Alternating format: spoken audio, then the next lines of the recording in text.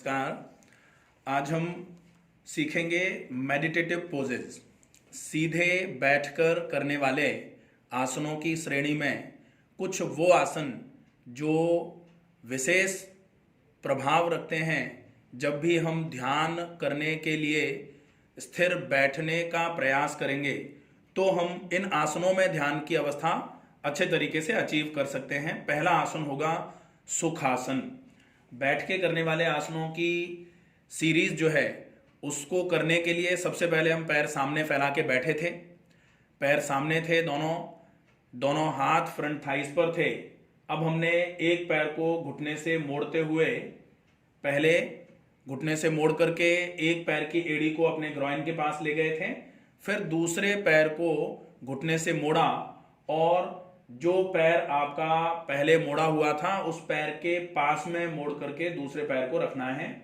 यहां आपके इसको क्रॉस लेग पोजीशन भी बोला जाता है। दोनों पैर आपके घुटने से मोड़ करके एक दूसरे को क्रॉस करते हुए रहते हैं।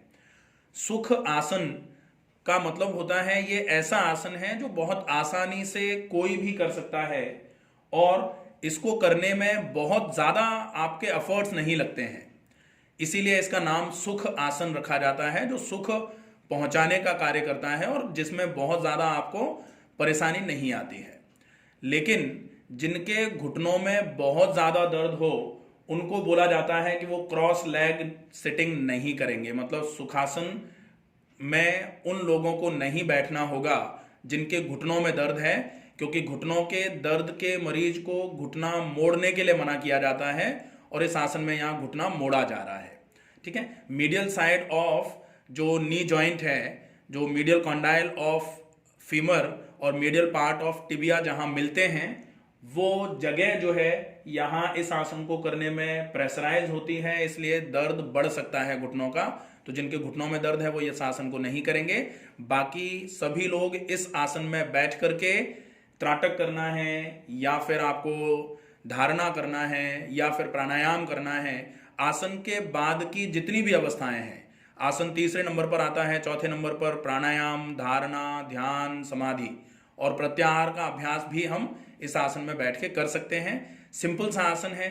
केवल जो कॉन्ट्रा इंडिकेशन है इस आसन की वो है आपके घुटनों में दर्द की समस्या। अगर आपको कमर में बहुत ज्यादा दर्द है तो भी इस आसन को थोड़े समय के लिए अवॉइड करवाने के लिए बोला जाता है। यह होगा सुखासन। अब हम दूसरे आसन की बात करेंगे। दूसरे आसन को करने के लिए पहले हम सीधे बैठ के करने वाले आसनों की स्थिति पोजीशन में जाएंगे, जिसको दंडासन बोला जाता है। दोनों पैर सीधे फैला के रखे हुए हैं। अब हम करेंगे अर्ध पद्मासन। अर्ध पद्मासन में हम एक पैर को पहले घुटने से मोड़ेंगे। घुटने से मोड़ करके पैर की एड़ी को हमने उठा करके दूसरे पैर की थाई के नीचे रखा था और अब जो दूसरा पैर है हमारा उसको हमने घुटने से मोड़ करके, जब हम अभी सुखासन कर रहे थे तो दोनों पैर नीचे ही थे हमारे, लेकिन अब हम जब अर्ध पद्मासन करेंगे तो जब दूसरे नंबर का पैर हम मोड़ना चालू करेंगे तो अगर हमने दाहिना पैर दूसरी नंबर पर मोड़ा है तो दाहिने पैर का पंजा और एड़ी बाएं पैर की फ्रंट थाई के ऊपर रहेगी, जिसमें आपका एक पैर ऊपर रहेगा।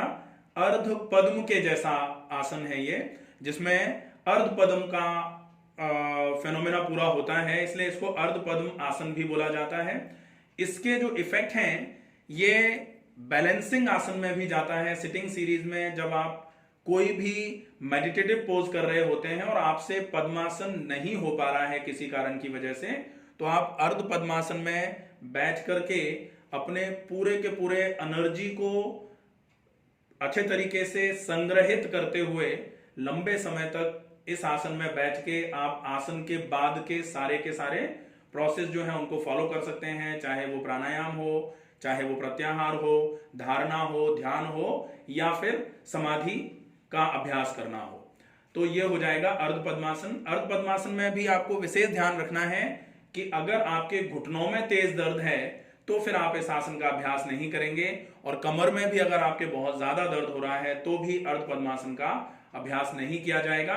बाकी ये मेडिटेटिव पोजेज में रखा जाने वाला जो लोग पद्मासन नहीं कर पाते हैं उनके लिए बेहतरीन, बहुत अच्छा प्रभाव देने वाला आसन माना जाता है। ये होगा अर्ध पद्मासन। अब हम तीसरे आसन के अभ्यास के लिए फिर से बैठ के करने वाले आसनों की स्थिति पोजीशन में जाएंगे, जो दंडासन होती है। दंडासन के बाद अब हम करेंगे अभ्यास पद्मासन का। पद्मासन में हम दोनों पैर एक के ऊपर दूसरे पैर, एड़ी जो है, दोनों पैरों के पंजे जो हैं वो थाइस के ऊपर आएंगे। इसके लिए हमने पहले दाहिने पैर को मोड़ा, दाहिने पैर को मोड़ करके दाहिने पैर की एड़ी को बाएं पैर की थाई के ऊपर रख लिया। अब हमने बाएं पैर को मोड़ा, बाएं पैर को मोड़ करके बाएं पैर की एड़ी को दाहिने पैर की थाई के ऊपर रखना है। अब आप यहां देख रहे हैं कि आपका ट्रायंगल पूरा बन रहा है। आपकी लोअर बैक से लेकर के बायां वाला जो पैर है वो घुटने तक आ रहा है, और घुटना फिर से पीछे की तरफ मुड़ते हुए जा रहा है आपके दाएं पैर की तरफ। तो ये ट्रायंगुलर शेप बन रहा है, दोनों घुटने और कमर आपकी मिलाकर के ट्रायंगल बना रही है। तो यहां आपका बेस ऑफ सपोर्ट बहुत अच्छा हो जाता है। इस आसन को अगर आप कर सकते हैं तो ये बेस्ट आसन माना जाता है आपके बैलेंसिंग के लिए। लंबे समय तक आप सीधे बैठकर करने वाली कोई भी एक्टिविटी अगर आप करना चाह रहे हैं तो इस आसन का अभ्यास करने के बाद अगर आप प्रैक्टिस करते हैं तो बहुत अच्छे तरीके से मन इधर उधर बिना जाए हुए आप फॉरवर्ड या बैकवर्ड, आपके गिरने का भय नहीं रहेगा आपको, क्योंकि आपका बेस ऑफ सपोर्ट यहां ट्रायंगुलर शेप में आ जाता है। आपका पूरा शरीर, सेंटर ऑफ ग्रेविटी जितनी नीचे की तरफ रहती है उतना बैलेंस रहता है पूरा शरीर, और यहां सेंटर ऑफ ग्रेविटी आपकी बिल्कुल बेस ऑफ स्पाइन पर आ जाती है। तो आपकी बैलेंसिंग बहुत अच्छी हो जाएगी। यहां मेडिटेशन करने के लिए या फिर प्राणायाम करने के लिए या फिर धारणा या प्रत्याहार करने के लिए यह आसन बहुत ही अच्छा माना जाता है। इसको इसीलिए मेडिटेटिव पोजेस के अंतर्गत रखा जाता है। अब हम आएंगे इसी क्रम में चौथा आसन स्वास्तिकासन। स्वास्तिकासन के लिए फिर से हम पहले सीधे बैठ के करने वाले आसनों की स्थिति पोजीशन में गए, दंडासन में। स्वास्तिकासन मूल रूप से महिलाओं के लिए बहुत ही इफेक्टिव आसन माना जाता है। ये महिलाओं से संबंधित जितनी भी समस्याएं होती हैं, चाहे वो ओवरियन प्रॉब्लम्स हों, चाहे वो फैलोपियन ट्यूब के ब्लॉकेज हों, चाहे वो यूटेराइन फाइब्रोसिस हो रही हो, यूटेराइन फाइब्रॉइड्स हो रहे हों, चाहे वो एंडोमेट्रियोसिस की समस्या हो रही हो, और साथ में जिनको प्रोलैप्स ऑफ यूट्रस, यूट्रस बाहर निकलना चालू हो जाता है, या फिर जिनको यूरिनरी इनकॉन्टिनेंस की प्रॉब्लम होती है, खांसी करते समय या छींकते समय यूरिन जिन महिलाओं का लीक होना चालू हो जाता है, ऐसी सभी महिलाओं में ये आसन बहुत ही अच्छा फायदा देने का काम करता है। किस तरीके से अभ्यास करेंगे? आपको अपने दाहिने पैर को घुटने से मोड़ते हुए दाहिने पैर की एड़ी को बिल्कुल बाएं पैर के जो ग्रॉइन है, थाई के रूट ऑफ थाई पर लगा देना है, और अब आपको अपने बाएं पैर को घुटने से मोड़ना है और बाएं पैर की एड़ी को दाहिने पैर की एड़ी के ठीक ऊपर रखना है। मतलब दाएं पैर की एड़ी के ठीक ऊपर रहेगी बाएं पैर की एड़ी, यहां एड़ियां आपस में ऊपर नीचे रहेंगी बिल्कुल। अब आपके पैर के अंगूठों का ध्यान रखना है। तो आपको करना यह है कि जो आपका दाहिना पैर था उसका अंगूठा आपके बाएं जांग और बाएं पिंडली के बीच में से ऊपर की तरफ निकलता हुआ रहेगा, और दाहिने पैर का पंजा जो था, अंगूठा जो था, वो दाहिने पैर की जांग और पिंडली के बीच में से नीचे की तरफ जाता हुआ रहेगा। अब आप देखते हैं यहां भी आपका जो ट्रायंगल था वो और ज्यादा उसने जगह ली है, यहां बेस ऑफ सपोर्ट और अच्छा हो जाता है। आप बिल्कुल इरेक्ट स्पाइन के साथ यहां बैठ सकते हैं, और साथ में लोअर एब्डोमिनल एरिया पर बहुत ही अच्छा स्ट्रेंथनिंग इफेक्ट मिलता है इस आसन को करने से।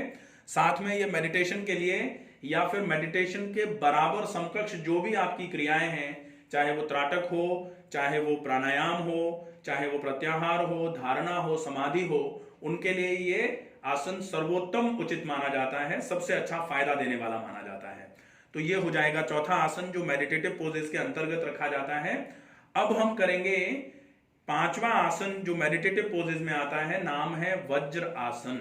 वज्र के समान आपके पाचन तंत्र को बनाने वाला वो आसन जो है, उसको करने के लिए आप एक बार इस तरीके से सामने की तरफ पैर, ताकि पूरे सही तरीके से दिखाई दें, पैरों का मूवमेंट किस तरीके से आना है। यहां आपको वज्रासन को करने के लिए सबसे पहले दंडासन में दोनों पैर सामने फैला करके बैठना है। दोनों पैर सामने फैले हुए हैं, दोनों हाथ आपके थाइस के बगल में हैं। अब आपको दाहिने पैर को घुटने से मोड़ते हुए अपने दाहिनी एड़ी को बिल्कुल दाहिने हिप के पास में लेके आना है। अब दूसरे पैर को, बाएं वाले पैर को घुटने से मोड़ते हुए बाएं एड़ी को बाएं हिप के नीचे लगाना है। आप यहां देख रहे हैं आपके दोनों एड़ियां रेस्पेक्टिव हिप्स के नीचे आ गई हैं और जो पैर के पंजे हैं वो बिल्कुल पॉइंटिंग बैकवर्ड, जो आपके पैर की उंगलियां और अंगूठे हैं वो पीछे की तरफ देखते हुए रहेंगे। आपकी एड़ियां जो हैं वो सामान्य तौर पर कुछ लोग यहां थोड़ी सी गलती कर लेते हैं। कुछ लोग क्या करते हैं कि पैर के अंगूठे को जमीन पर रखते हैं, पैर की उंगलियां और अंगूठे जमीन पर रहते हैं, एड़ियां उठाए हुए रहते हैं, तो वो वज्रासन की पूरी अवस्था अचीव नहीं कर पाते। तो आपको क्या करना है, फिंगर्स पॉइंटिंग बैकवर्ड, जो आपका टोज हैं या फिंगर्स हैं, पैर के उंगलियां और अंगूठे जो हैं वो पीछे की तरफ रहनी चाहिए, ताकि आपका पूरा टखना बिल्कुल अच्छे तरीके से प्लेंटर फ्लेक्शन की कंडीशन में जाएगा।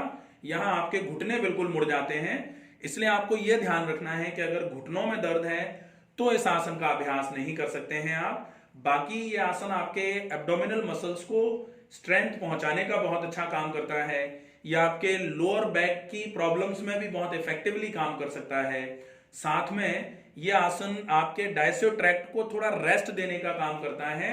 पाचन संबंधित सारी समस्याओं में भोजन के बाद कहा भी जाता है कि भोजन के उपरांत केवल 2 आसन आप कर सकते हैं। एक तो शवासन कर सकते हैं दोपहर के समय में, और शाम के समय में और दोपहर के समय में दोनों टाइम खाने के बाद आप वज्रासन का अभ्यास कर सकते हैं। वज्रासन के अभ्यास से आपकी आंतें रिलैक्स हो जाती हैं, आपके आमाशय में रिलैक्सेशन का इफेक्ट जाता है। आमाशय में खाना थोड़े समय के लिए रुकता है ताकि आमाशय में खाने को पाचक रसों के साथ मिलने का टाइम मिल जाए। तो पाचन से संबंधित कोई भी समस्या अगर आपको आ रही है तो आप वज्रासन का उपयोग करके पाचन से संबंधित समस्या में आराम पा सकते हैं। और साथ में यह आसन चूंकि मेडिटेटिव पोजेज में रखा जाने वाला आसन है, इसलिए आप किसी भी मेडिटेशन को करने के लिए या फिर प्राणायाम करने के लिए या फिर आप प्रत्याहार, धारणा या ध्यान करने के लिए इस आसन का अभ्यास कर सकते हैं। तो ये हो जाएंगे बैठकर करने वाले सभी आसन किस तरीके से करने हैं और उनका फायदा क्या क्या होता है और कब कब इन आसनों को आपको नहीं करना है, उससे संबंधित सारी जानकारी आपको दी गई है। अगर कोई भी समस्या आपको आए, कोई भी दिक्कत लगे, कोई चीज समझ में नहीं आई है अगर, तो आप कमेंट बॉक्स में लिख के अपने प्रश्न को पूछ सकते हैं। आपके प्रश्न का समाधान जरूर किया जाएगा।